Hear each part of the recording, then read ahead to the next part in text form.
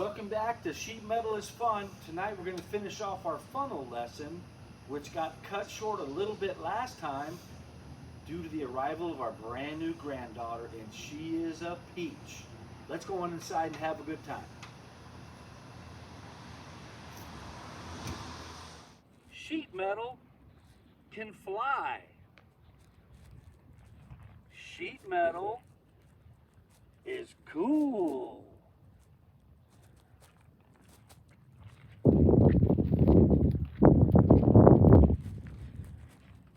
And last but not least, sheet metal is fun. Look at that face on that spark plug butterfly. Welcome back to Sheet Metal is Fun. It's written right here, no way I can forget it. Last time, before we had a chance to entirely wrap up our funnel lesson, we got a new granddaughter and she's awesome. So I wanted to show you just a couple more things before we move away from the funnel. And that is, a lot of folks have asked, how could you seal that seam? Now, we also get comments from folks that do this for a living. And if we're going to do this for a living, I rarely ever use pop rivets, but this is an introductory application. So I want you guys to come along at the ground level and move forward. And just to show you that it happens, look what I made today. Reminds me of the hat I used to wear in school.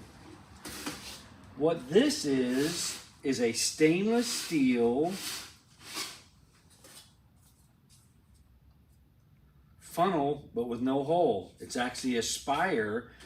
And this is the top of a spark arrestor that goes up in a cabin up in the mountains. And we make these cones for the top so that it sheds the snow. Without the cone, the top of the spark arrestor is flat, and so the snow builds up on it and flattens them down. So we make these cones. We do several of these a year. So not only do we put a cone on the top, we also come into the legs from the factory and we weld in stronger members. I don't know if you're going to be able to see. The factory support is in here, and then these are the new heavier supports that we put in, and we weld those in place. So whenever the spark arrestor goes on, you can see all the original components are still inside here. All we've done is make it to where the snow won't smash the top. So what you're looking at here, this is where the cone is spot welded together. So we're using a funnel as an introductory fastener, but as whenever it comes right down to it, we're going to either weld, that's a MIG weld, or we're going to spot weld. And so we spot welded this one over on Buzz. That's what we call the big spot welder. So in case you were wondering, are we making something that I would never make in real life? Nope, I made this one today. Oh, look, it's almost the same. It's almost the same. All right, I think that's pretty cool. This is an air conditioning diverter. This goes in a T-bar ceiling in an office so that when the air comes out, we had somebody that was complaining about the air. So we made some of these diverters, and they insert right into the T-bar. There's no fasteners required. So one thing I want to show you on the funnel project, the last part of this, is I've taken tape and I've gone just off the seam, just slightly. I've left about a 1/16 of an inch gap between the tape and the seam. I put one piece of tape on the outside and a piece of tape on the inside. Now what we're going to do is we're going to drill these rivets out. And before we're going to basically disassemble the funnel. So before we disassemble, let's clamp it.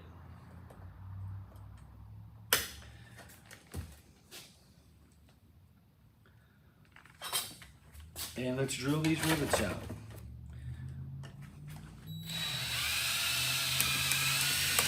Sometimes you got to wiggle the drill around to get a rivet out, because the rivet will spin in the hole. All right, make sure your hand's in a safe place.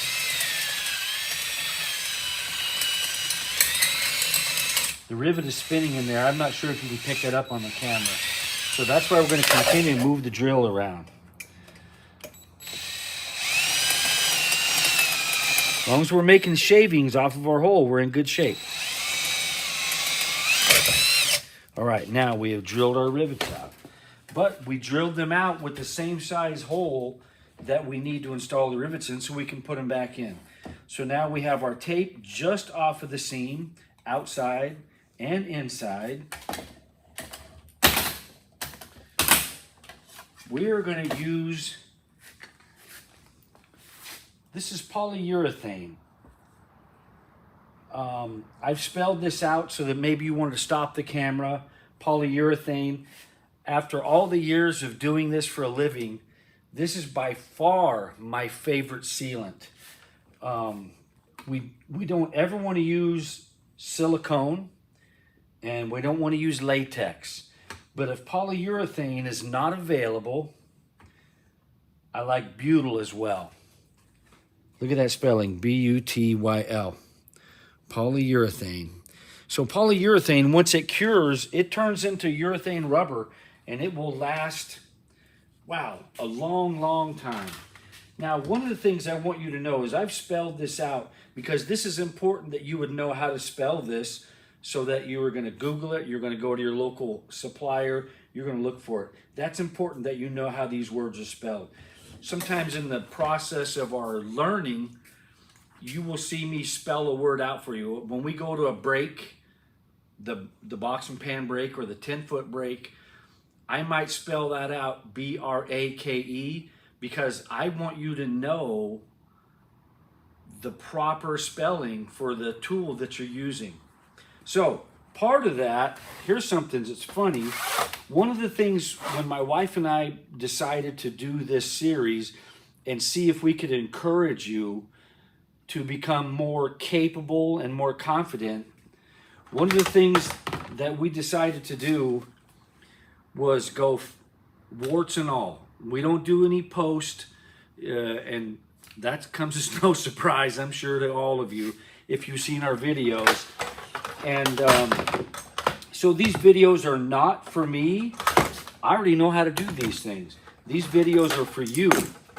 So as a visual aid, when we were making our tool tray, I wrote sense of accomplishment in the bottom, just because I wanted you to know, what are we trying to do? We're trying to have a sense of accomplishment. If you'll notice, I spelled it incorrectly. There's no H.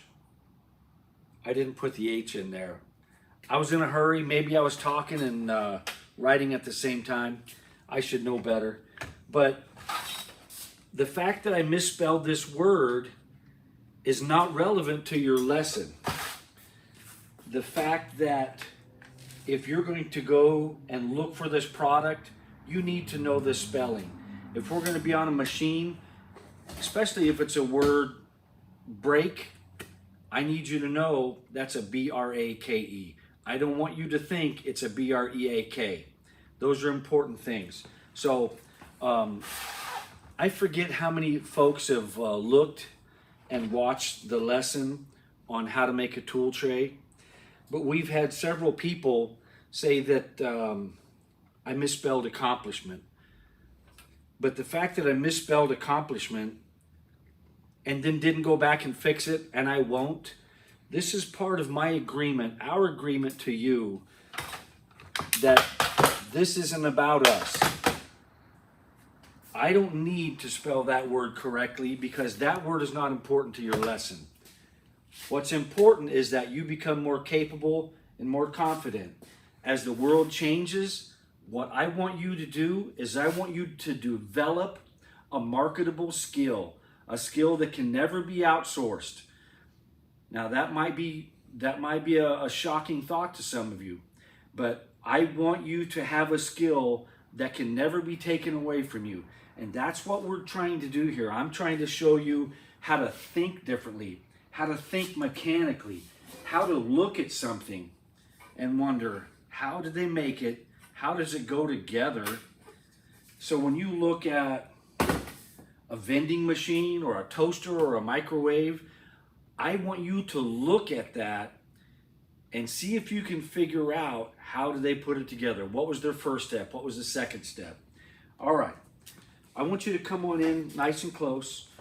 One of the things that we need to learn about sealing, whether that's on a funnel or a roof, anything that we're going to do,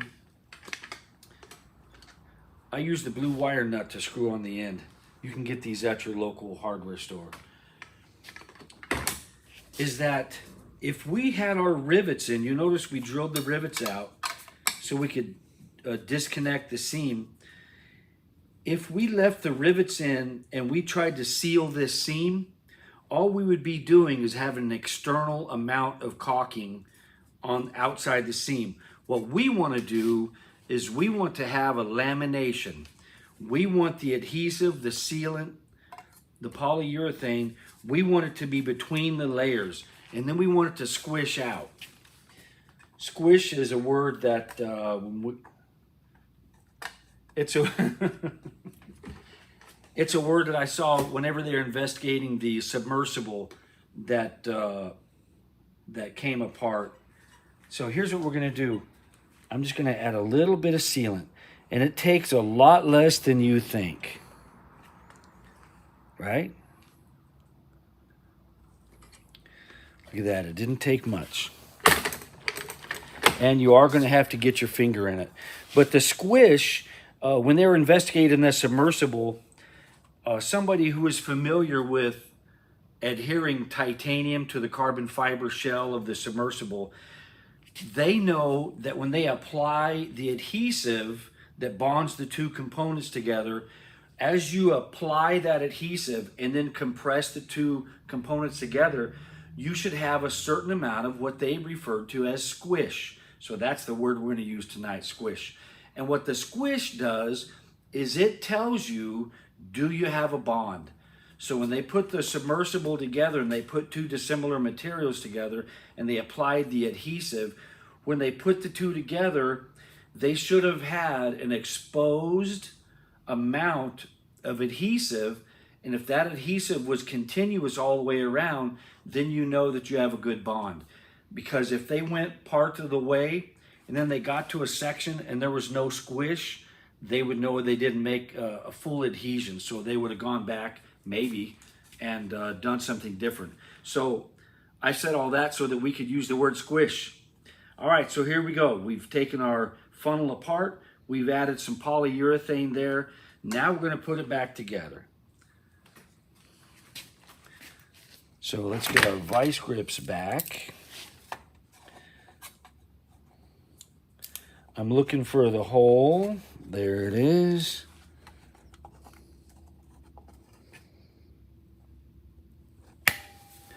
I might have to just line that up a little bit.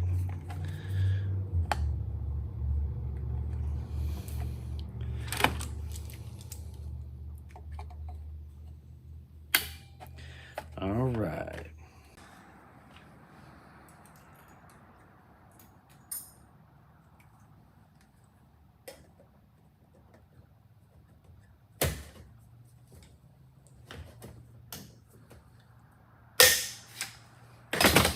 All right, so now we have riveted our funnel back together. So with the tape on, what I'm going to do is I'm going to take my finger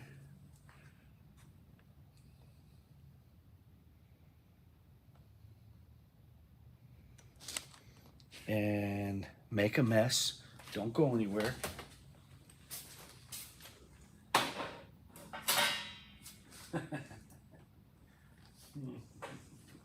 All right, don't go anywhere.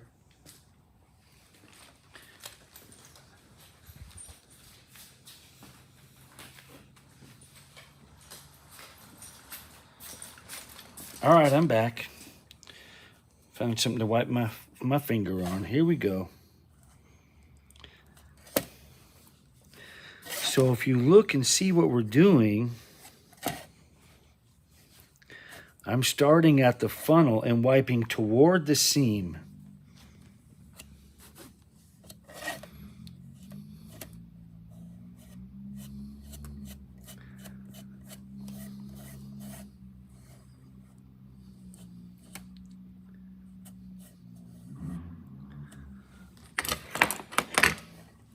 Got a small little spot there that I'm going to catch. All right. Now, starting away, coming toward me. One more time.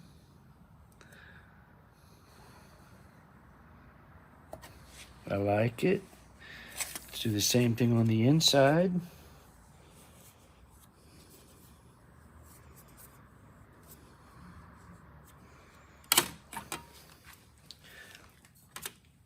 All right, let's take our tape off. So what the tape did, it did a couple of things. It gave us a guide. So when we applied the adhesive, the sealant, we knew where the lap stopped at. And also what the tape does is, you see where this overrun is out onto the tape? Now the overrun is on the tape. So when we take off the tape, here we go. You ready? Now we've got a really nice, well sealed. See how nice that seam comes out? The tape. Other than that, we would put our finger on there and that pookie would be all over everything. Pookie, that's a catch-all word for caulking. So, there we go. Now you learned the tape trick. You can see how nice that finishes up. And you also learned that whenever you want to apply a sealant, you want the sealant to be in the lamination. You want that to be in between the layers. If all we did was put a bead of caulking on the seam, then we have no lamination, we have no adhesion, and especially if it's exposed to the sun, that adhesive could dry up and it actually can fall off. But now that we have the adhesive laminated between the two seams, that's never going to come off. It's out of the sun. It's going to lap forever. Thanks to our tape trick, we have a really nice looking seam. And then we didn't get a 2-inch wide serving of caulking. Sheet metal is fun. That finishes off the funnel. All right. Now, so we're done with this.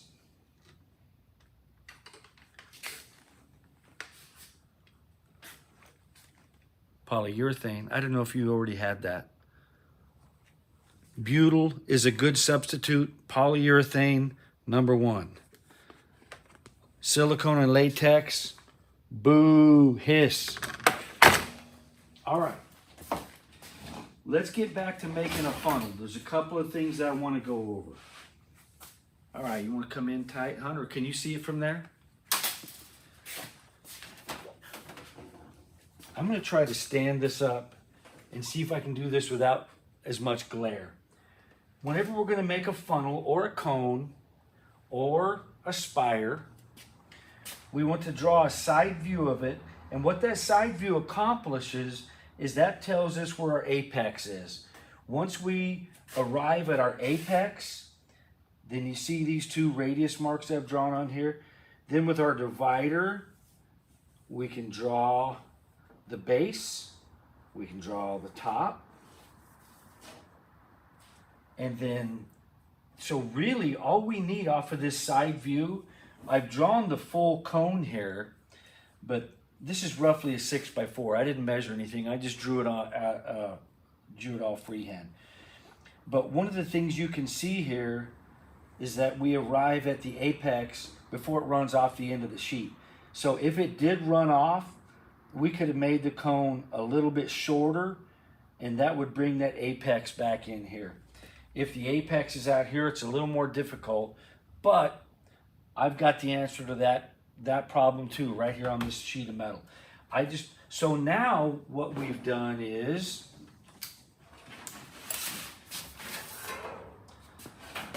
I drew the whole transition here, the whole cone. But did we need that? Did we need the whole thing? Nope. We only needed half, because the only thing we need off this drawing is our apex and then our 2 points where the radiuses go. So we didn't need to draw everything and then project these points up here. If we just started at the corner of our metal, drew half of our project, all we need to do is discover this point right here. And that's going to give us everything we need. So with that in mind,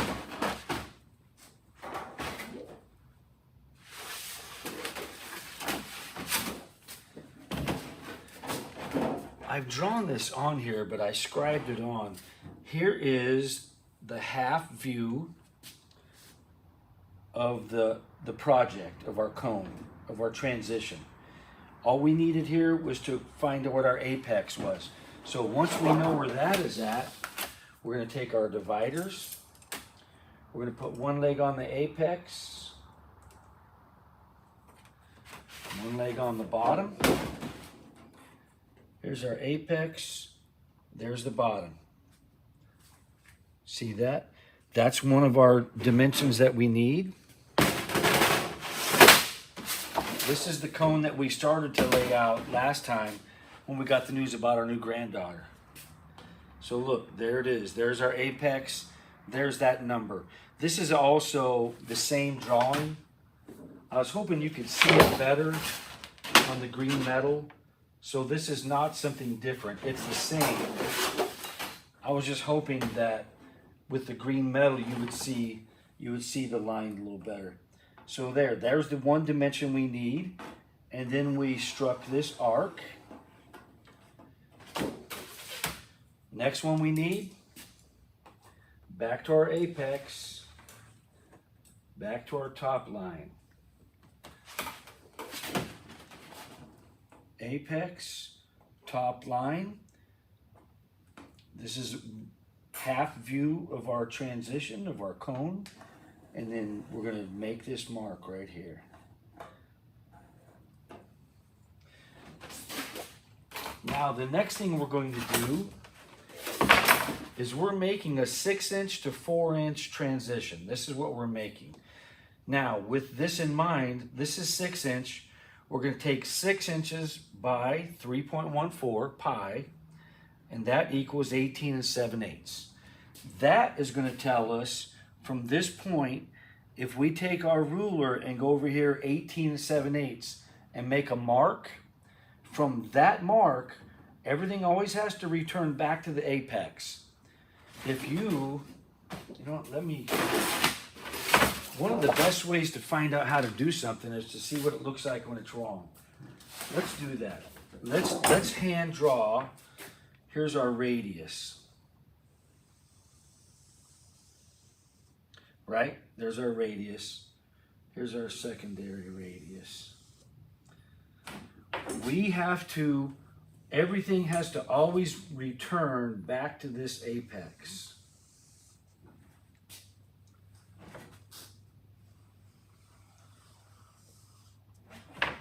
Pretty scrappy drawing, but you get the idea. So if you look at your piece and you lay this out, you stretch out this number, that 18 7/8. You stretch out that 18 7/8, and from that point, you don't go back to the apex, you'll know that it's wrong. So let's say you stretched this out and you went from here, and then you ended up going off in some angle that was not the apex. You're going to know that this is incorrect. And unless it's aiming back to the apex, it's not the angle we want.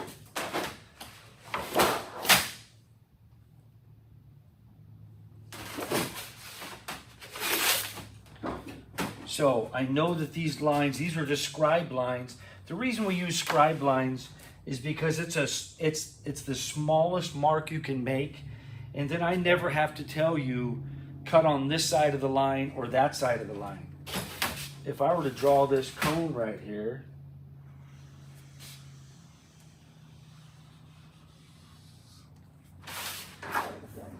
let's say I laid this out on the bench and I told you to cut it out, I would have to tell you, do I want you to go to this side of the line, that side of the line, or do I want you to cut right through the middle of the line?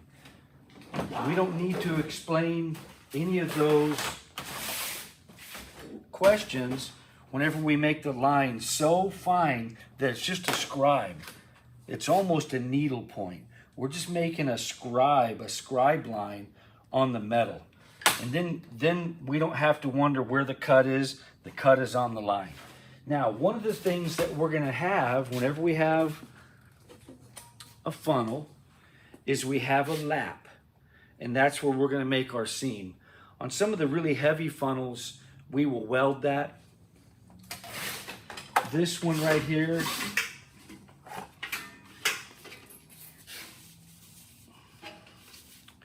I don't know if you can see that. This one has a 1/2 inch lap. I'm gonna hold still and you just see if you can find, because what I want you to see, I want you to see how much where those two places are. It laps over a 1/2 inch. And so that's where we did our spot weld, where one lapped over a 1/2, just like we did here with our sealant.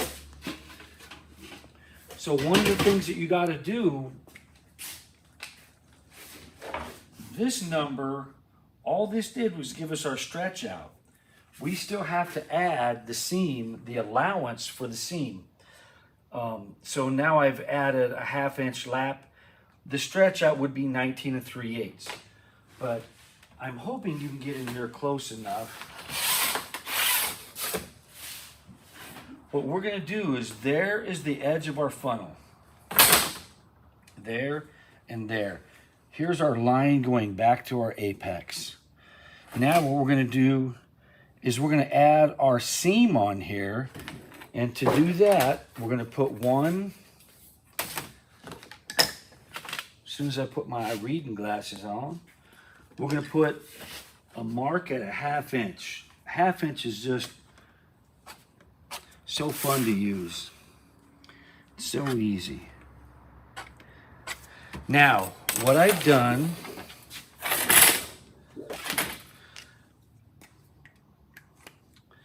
I'm gonna draw this line on here and see if this helps.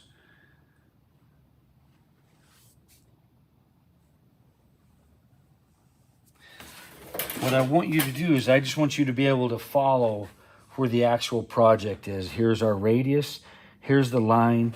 These are the two marks I've made for our seam. Notice I made a note here, don't cover. Here's what I don't want you to do.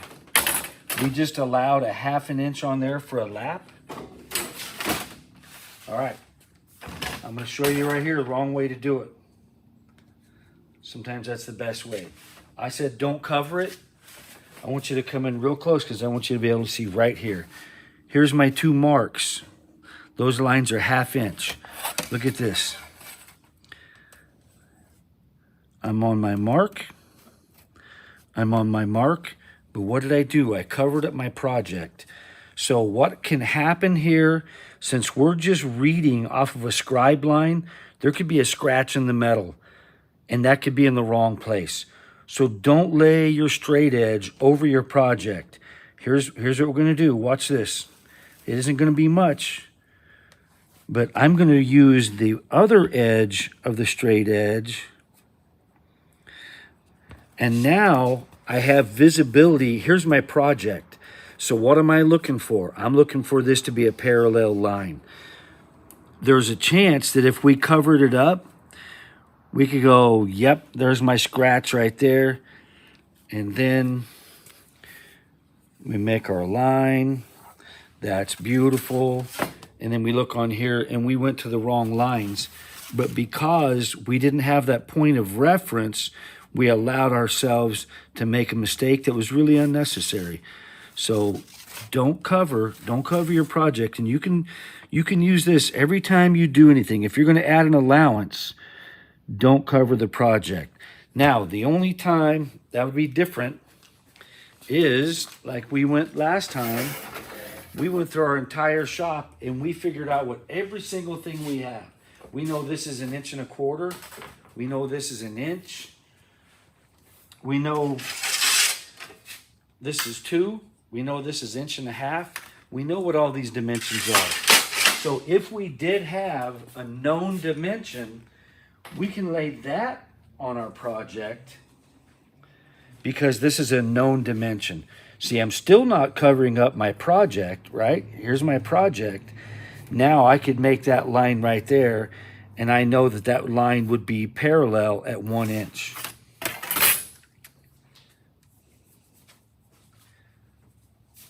All right, so that's really important that you don't cover up your project, and that way you always have that visual aid of where is my project. So let's go ahead and make that scribe line. Coming in nice and close. So I have my 1/2 inch mark there. I'm pressing down pretty hard, and that makes this pretty immovable. Difficult to move.